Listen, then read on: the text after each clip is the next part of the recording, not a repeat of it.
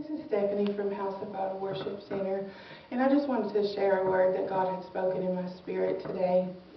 There was an old song that came to my mind the early part of this week, and it says, "He made the rocks and He made the trees.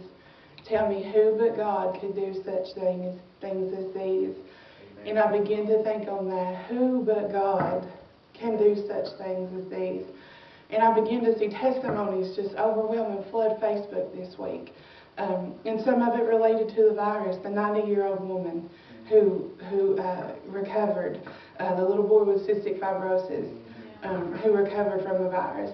There was a little girl with a blood clot on her brain, and they said she should have died. And Mom is just shouting praises to the Lord because it was nobody but God. There was nothing doctors could do. This little girl should have been dead. And there's a virus out there that there's no cure for. So the thousands of people that have overcome this virus, who but God?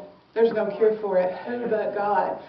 And I think sometimes we get lost in the circumstance and the situation and we think, this is overwhelming, I'm not going to get through this. But we forget the power of God. Amen. Psalm 62, verse 11 says, "God hath spoken once, twice, have I heard this, that power belongeth unto God."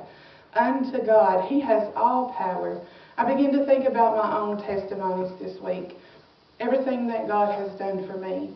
And that power began to rise up. And talking about if you want faith, if you need peace, I encourage you to think about your own life or your family's lives. All the times that God has moved for you personally.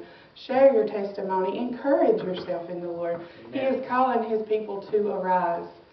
It's time to arise and it's time to wake up. And I think that word is in the spirit of so many of God's people right now.